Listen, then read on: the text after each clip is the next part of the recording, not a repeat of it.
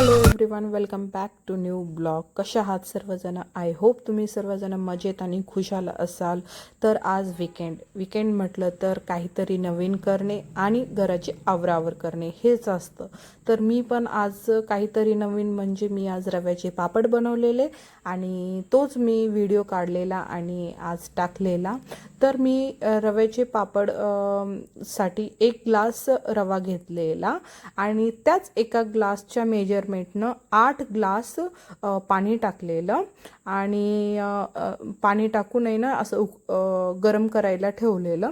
मग नंतर आहे ना हे पाणी गरम झाल्यावर त्याच्यामध्ये मी 1 चम्मच ऑइल टाकलेलं आणि ते टाकल्यावर आहे ना एकदा असं उकळी येईपर्यंत आहे ना आपण पाणी गरम करून घ्यायचं. असं उकळून झाल्यावर आहे ना त्याच्यामध्ये आहे ना आपण आहे ना हिरवी जी मिरची असते ना ती कुटून घ्यायची. हिरवी मिरची कुटून घेताना त्याच्यामध्ये आहे ना थोडं जिरा पण टाकून कुटून घ्यायचं आणि कुटून घेऊन झाल्यानंतर हे असं आहे ना उकळी आल्यावर पाण्याला आपण आहे ना त्याच्यामध्ये हिरवी मिरची जी कुटून घेतलेली होती ना ते टाकायचं आणि त्याच्यामध्ये जिरा टाकायचा 1 स्पून आणि तुम्हाला जेवढं वाटेल तेवढं असं तीळ टाकायचं. तर मी तर आहे ना मला आवडतं तीळ पापडामध्ये खायला, तर मी आहे ना इथे 1 वाटी तीळ टाकलेली आणि मग नंतर आहे ना ह्याच्यामध्ये चवीपुरतं मीठ टाकलेलं आणि ह्याला छान असं आहे ना उकळून घ्यायचं, छान असं शिजू द्यायचं. कारण की हे सगळं असं आपण कच्चं टाकलेलं ना ह्याचं हिरवी मिरचीची पेस्ट.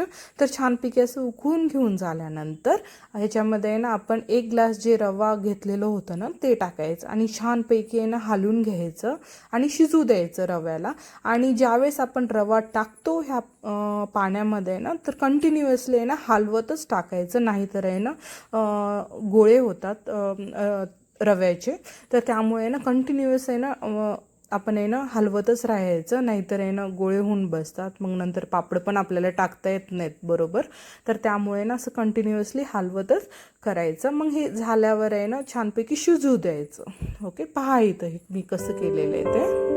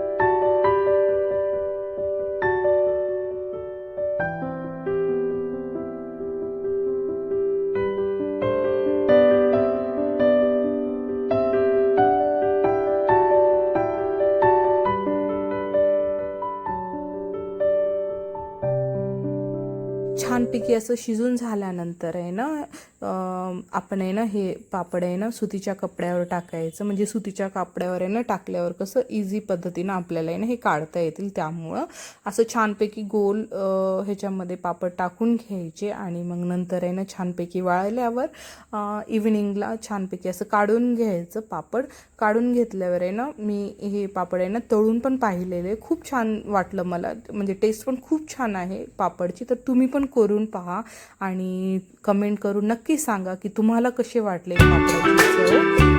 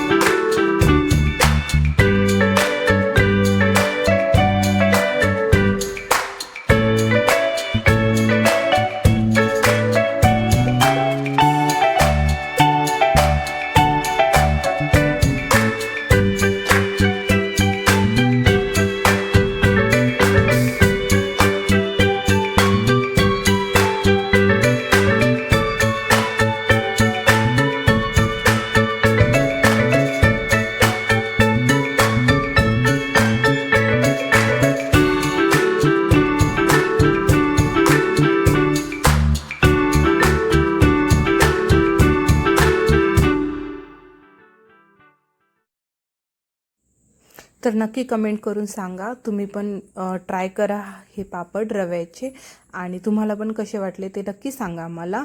आणि लाईक, सबस्क्राईब आणि शेअर करायला विसरू नका. थँक्यू. बाय.